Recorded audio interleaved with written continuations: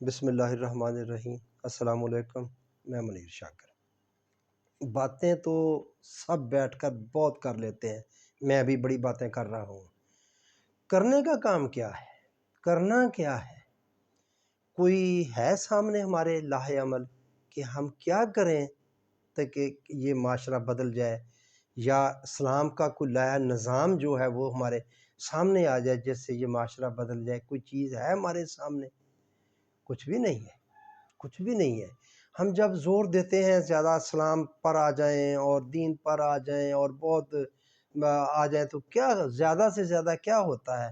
چلیں نمازیں زیادہ کر لیں، کرنا وہی ہے، اسی طرح ہی وہی کام زیادہ ہو گیا، نوافلوں کو بڑھا لیا اور تسبیحات کو بڑھا لیا، کوئی کا دکا ہوا چلیں جی یہ تہجد بھی اس نے اب شروع، چلیں جی داڑھی رکھ لی اس نے۔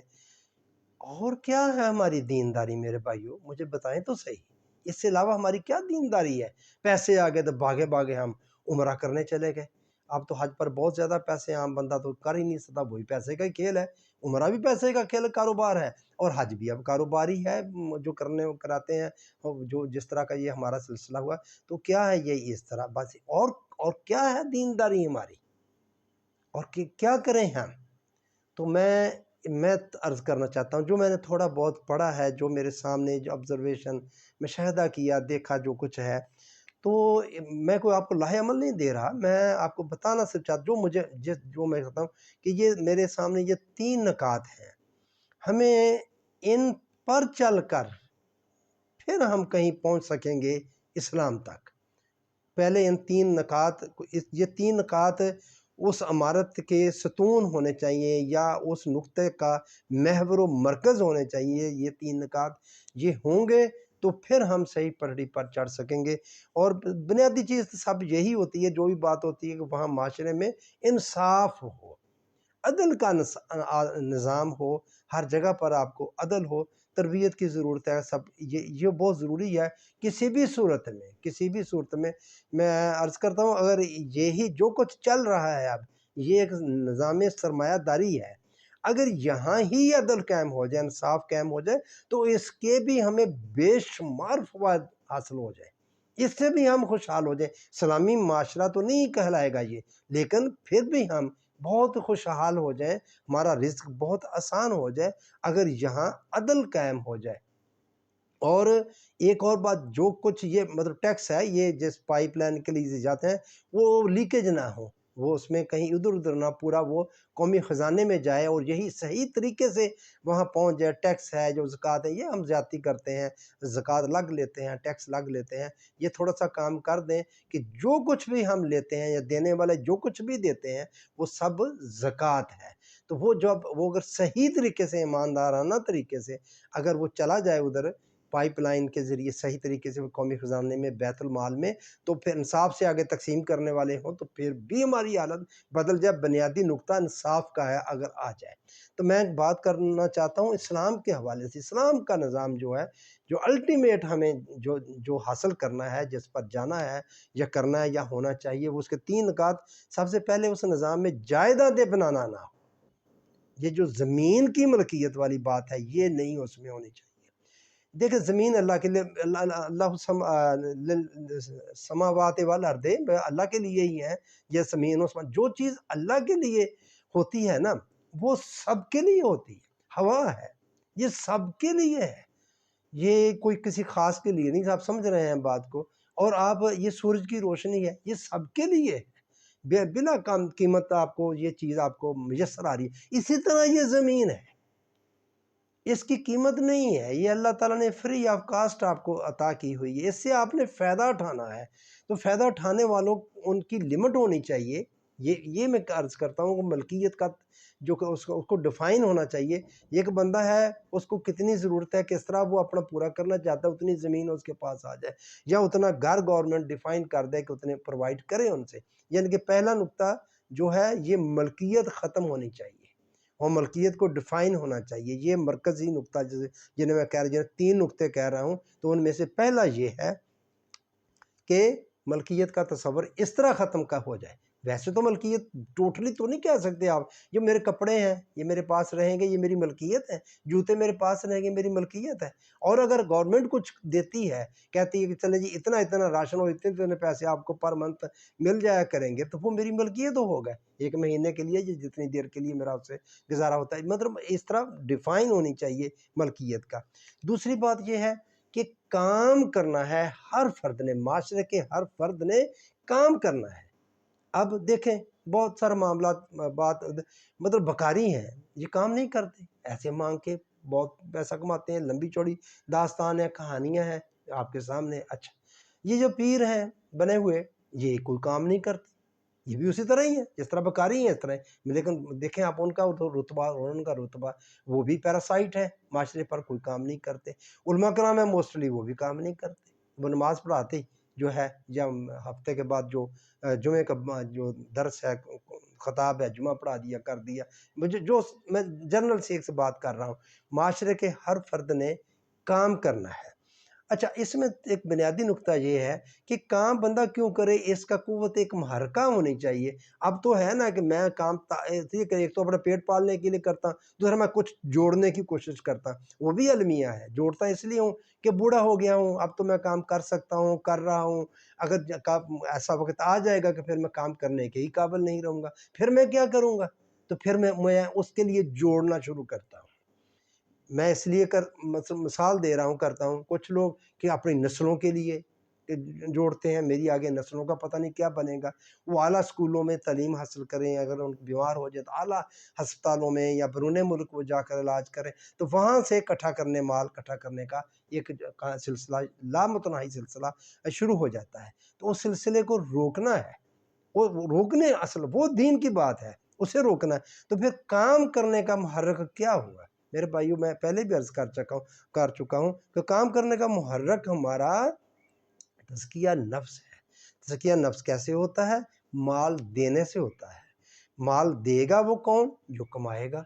जो कमाएगा ही नहीं तो वो माल कहाँ से देगा? तो ये है इस्लाम में काम करने का मुहर्रक, तज़किया नफ्स। आप काम करने का ज़रूरी नहीं कि काम करें और आपको उसके पैसे मिल जाए, अगर निज़ाम बन जाए। अगला नुक्ता है बुनियादी ज़रूरतें रियासत पूरी करे।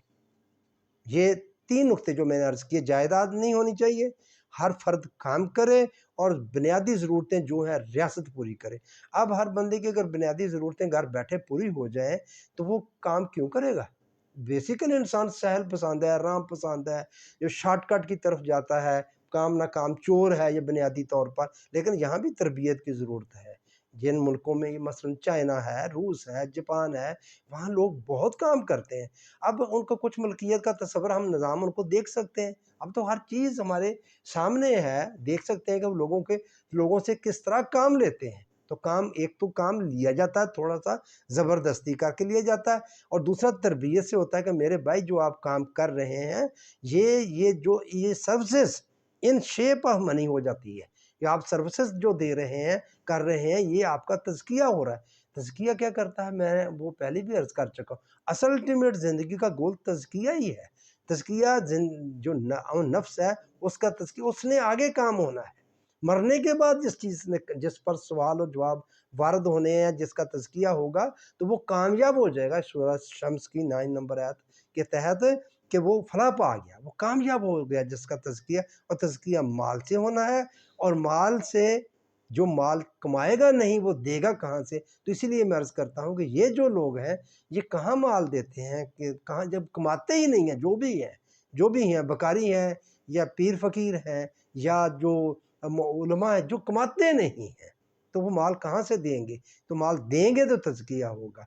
तो ये मैं 3 बातें, बात करनी तो बड़ी आसान सी हो जाती है, वही मैं अर्ज़ करता हूँ, लेकिन अल्टीमेट हमें इस तरफ आना पड़ेगा। मेरे नज़दीक ये है, दीन का जो तसव्वुर है, ये है, जायदादें नहीं होनी चाहिए, हर बंदा काम करे और उसकी बुनियादी ज़रूरतें जो हैं वो रियासत पूरी करे।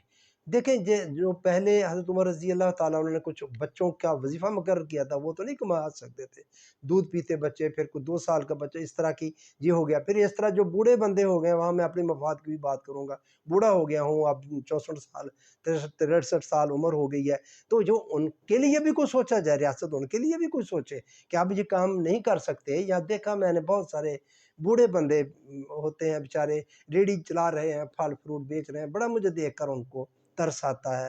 میری حالت بھی ایسے ہی ایک طرح سے ہو گئی ہے، میں بھی خیر الحمدللہ چلتا پھرتا ہوں، کوئی بات نہیں، لیکن مجھے ان پر مجھ سے بھی زیادہ وہ بڑے غریب چارے بوڑھے لوگ، تو وہ کام کب تک وہ چلاتے رہیں گے، کب تک وہ ریڑھی کھینچتے رہیں گے؟ نہیں میرے بھائیو، عزت نفس، یہ انسانیت نہیں ہے، یہ انسانیت نہیں ہے کہ اس معاشرے میں اس طرح کا ہو۔ اور اللہ کی یہ تقسیم ایسے نہیں ہے، یہ غلط بات ہماری کہ اللہ ہی سب کچھ کرتا ہے اور وہ ایسا کرتا ہے، اور اس کی تقسیم ایسے نہیں۔ بس یہ میں آپ کے سامنے یہ 3 نکتے، یہ کوئی میں لاہے عمل نہیں دے رہا، میں کہہ رہا ہوں کہ میرے نزدیک یہ مرکز و محور ہیں، ان پر ڈبیٹس ہونی چاہیے، ڈسکشن ہونی چاہیے، ہمیں سر جوڑ کر بیٹھنا چاہیے اس پر کہ میں کیوں کہتا ہوں جائیدادیں نہ بنائیں میرے بھائیو۔ یہ جو ہم نے تصور لیا ہوا ہے زکوٰۃ دے کر جمع کرنے کا، یہ قرآن میں تو نہیں ہے، اور اسوہ حسنہ سے بھی نہیں ملتا۔ ہم واضح کہتے ہیں نبی نے کبھی زکوٰۃ نہیں دی، حضرت علی رضی اللہ تعالیٰ عنہ کے بارے میں بھی ہے کہ انہوں نے بھی کبھی کہتے ہیں نہیں زکوٰۃ دی۔ تو پھر میرے بھائی وہ کیسے زندگی گزارتے تھے کہ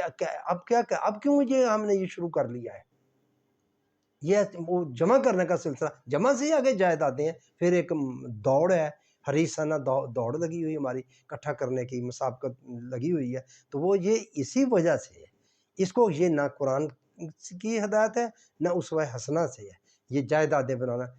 اور اس کی تقسیم آگے دیکھیں، ایک اور بات میں چھوٹی سی کر دوں کہ یہ علماء کرام یہ کہتے ہیں جی نبی، ہاں علماء کرام انبیاء کے وارث ہیں، کیسی بات ہے کہ علم کے وارث ہیں، اس کی جائیداد کے تو وارث نہیں ہوئی۔ تقسیم اس وقت ہے، کون عالم تھے اس وقت جب نبی اکرم صلی اللہ علیہ وآلہ وسلم کا انتقال ہوا؟ تو کون عالم تھے؟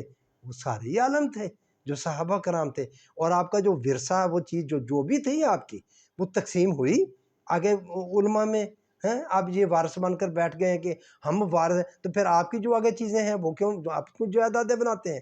بڑے بڑے میر مولوی ہیں، بڑے، چلیں ٹھیک ہے، کیونکہ میں کہتا ہوں کہ یہ طریقہ، یہ نظام غلط ہے، یہ نظام غلط ہے، یہ جائیدادیں بنانے والا یہ نہیں ہونا چاہیے۔ ہمیں اس پر سر جوڑ کر بیٹھنا چاہیے کہ نہ اس کی سند قرآن سے ملتی ہے اور نہ یہ اسوہ حسنہ سے ملتی ہے۔ ہمیں اسوہ حسنہ سے دیکھنا چاہیے، اس پر ان کا کوئی اختلاف نہیں ہے، کسی کا بھی کوئی اختلاف نہیں ہے کہ نبی کریم صلی اللہ علیہ وآلہ وسلم نے دولت کے شرعی واجبات ادا کر کے دولت جمع نہیں کی، جائیدادیں نہیں بنائی، آپ نے وراثت نہیں چھوڑی، جو چھوڑی اس کی اس طرح تقسیم نہیں کر رہے جس طرح ہم کرتے ہیں، جس طرح قرآن بتا رہا ہے۔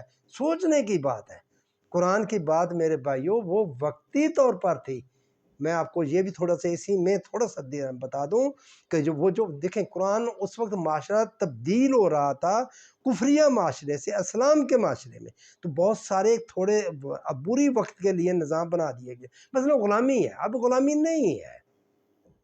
وہ امام مودودی صاحب کہتے ہیں جی مطلق غلامی تو ختم نہیں ہوئی، جنگی قیدی جو ہوتے ہیں وہ بھی ایک طرح سے غلام ہوتے ہیں میرے بھائی، وہ جنگی قیدی ہوتے ہیں، وہ غلام نہیں ہوتے۔ غلامی اور چیز ہے، غلامی ختم کی، یکدم ختم نہیں کی، آہستہ آہستہ ختم کی۔ پہلے کہا جو خود کھاتے ہو وہی ان کو کھلاؤ، جو خود پیتے ہو پہنتے ہو وہی ان کو پہناؤ، اپنی طرح ان کو سمجھو، وہ اس طرح پھر آہستہ آہستہ وہ ختم کر دی۔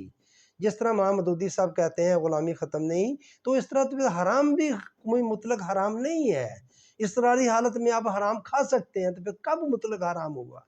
تو میں جسٹ ایسی بات یہ میں کر رہا ہوں، تو ہمیں میرے بھائیوں اس بار یہ سوچنا چاہیے، غور کرنا چاہیے۔ بس یہ میں 3 نکات رکھنا چاہتا تھا آپ کے کہ یہ ڈبیٹیبل ہیں، آپ ان پر ڈسکس کریں اور کسی طرح ہم کسی نقطے پر پہنچیں تاکہ صحیح اسلامی نظام، سلامتی والا نظام، سلامتی والا نظام، امن والا نظام، اطمینان والا، اطمینان یہ ہے اللہ کا ذکر، اگر وہ ہو جائے تو یہ اطمینان کا باعث بنے گا، اس طرح ہمیں اطمینان آئے گا۔